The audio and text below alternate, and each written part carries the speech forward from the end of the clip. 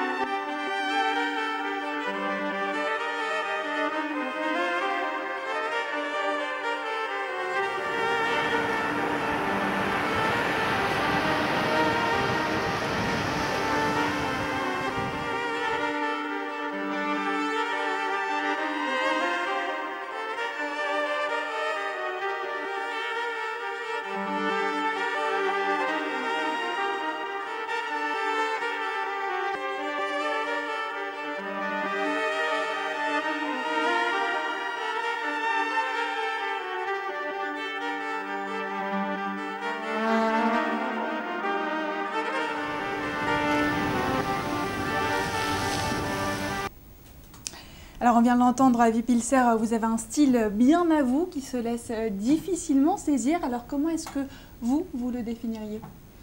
Tout simplement, la musique classique, j'ai une formation classique, mais teintée de modernisme. Donc voilà, j'ai des influences pop et électro pour être en accord avec mon temps.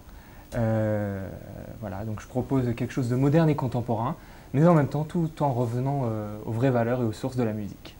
Être en accord avec son temps, c'est désacraliser la musique classique, vous cherchez à la démocratiser?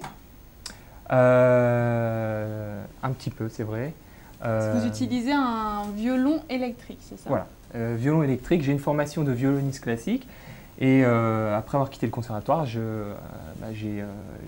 changé d'instrument.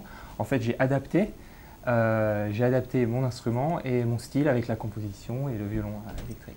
Et vous doutez bien que chez les puristes, et il y en a de nombreux parmi les amateurs de musique classique, vous suscitez un petit peu la controverse?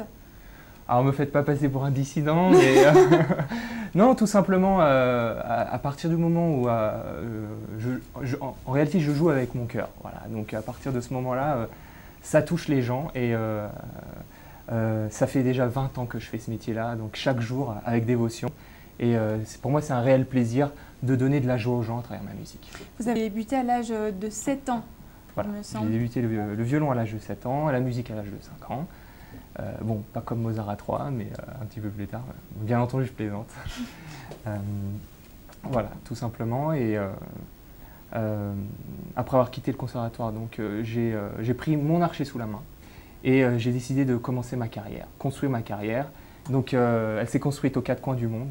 Et c'est en Chine que vous avez connu le plus de succès. Votre carrière a explosé en Chine et actuellement vous faites beaucoup de tournées. Arrêtez-moi si je me trompe. Voilà, tout à fait. Enfin, j'ai en Asie une carrière qu'on peut considérer comme en pleine expansion. Et donc la Chine, Hong Kong, où j'ai effectué énormément de tournées, de concerts. J'espère bien jouer à Tokyo prochainement. D'ailleurs, comme vous pouvez voir sur mon site internet, j'ai composé une chanson pour le peuple japonais après le tsunami. Donc c'est une chanson d'espoir qui s'appelle All Together et qui est destinée à leur donner un petit peu d'espoir en ce moment un peu difficile. Et voilà, tout simplement. Et donc le don de soi fait partie de la mission d'un artiste pour vous, puisque vous avez joué pour de nombreux événements caritatifs. Vous avez dit Tokyo, mais également en Chine, en 2008 et en 2011. En 2008, oui, après le tremblement de terre donc, en Chine, qui a touché énormément de personnes.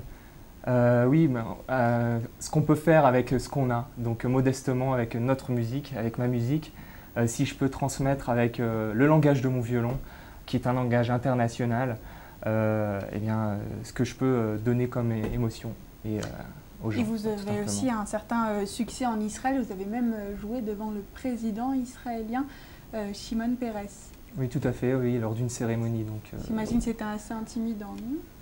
Oui, c'est intimidant, mais en même temps très honoré d'avoir joué la Tikva pour le président. Et donc la notre Tikva président. que vous avez remixée avec votre style si particulier, ce fameux violon électrique. Tout à fait, tout à fait. Ouais. Alors le marché du CD traverse une période de crise et vous avez trouvé peut-être une solution puisque vous avez décidé de lancer votre album sur une clé USB et pas n'importe laquelle puisque vous en avez fait un objet de luxe. Montrez-le d'ailleurs à la caméra, il y en a sous toutes les formes, le bracelet, également un porte-clés et un collier. Comment est-ce que vous est venue cette idée? Alors tout simplement, voilà, le but premier, c'est de toucher les gens à travers un concept tout nouveau. J'ai moi-même designé et fait réaliser ce bijou, donc cet écrin de musique. Sous forme de violon, voilà, qui s'appelle VK, donc en fait pour l'anglais violin key, donc pour ceux qui ne comprennent pas l'anglais, donc violin le violon, key la clé, et tout simplement, voilà, c'est un écrin de musique qui allie donc à la fois à l'aspect technique, l'aspect pratique, puisque bon, c'est une clé USB, hein, vous le voyez. Bon, si je ne vous l'aviez pas dit, vous ne l'auriez pas su, hein, évidemment. C'est avant tout en fait un bijou, tout simplement.